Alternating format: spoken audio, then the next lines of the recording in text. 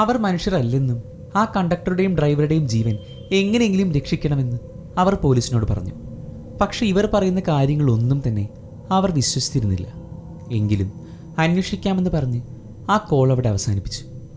പിറ്റേ ദിവസം രാവിലെ പോലീസ് സ്റ്റേഷനിലേക്ക് ഒരു കോൾ വരികയാണ്. അതെ, ബസ് നമ്പർ 375 തൻ്റെ ലക്ഷ്യസ്ഥാനത്തേക്ക് ഇതുവരെയായിട്ടും എത്തിയിട്ടില്ല. സംഭവം അറിഞ്ഞ ഉടൻ തന്നെ പോലീസ് ആ വൃദ്ധയായ സ്ത്രീയെയും ചെറുപ്പക്കാരനെയും വിളിച്ച് തലേ ദിവസം നടന്ന എല്ലാ കാര്യങ്ങളും വളരെ വിശദീകരിച്ച് ചോദിക്കുകയാണ്. അവർക്കറിയാവുന്ന കാര്യങ്ങൾ വെച്ച് അവർ അന്വേഷണം തുടങ്ങി.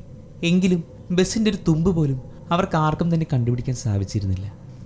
അവസാനം നീണ്ട അന്വേഷണങ്ങൾക്കൊടുവിൽ ക്സിയാങ്ഷാൻ സിറ്റിയിൽ നിന്നും 100 കിലോമീറ്ററിനപ്പുറമുള്ള മിയൂൺ എന്നു പേരുള്ള തടാകത്തിനുള്ളിൽ നിന്നും ബസ് നമ്പർ 375 കണ്ടെത്തുകയാണ്.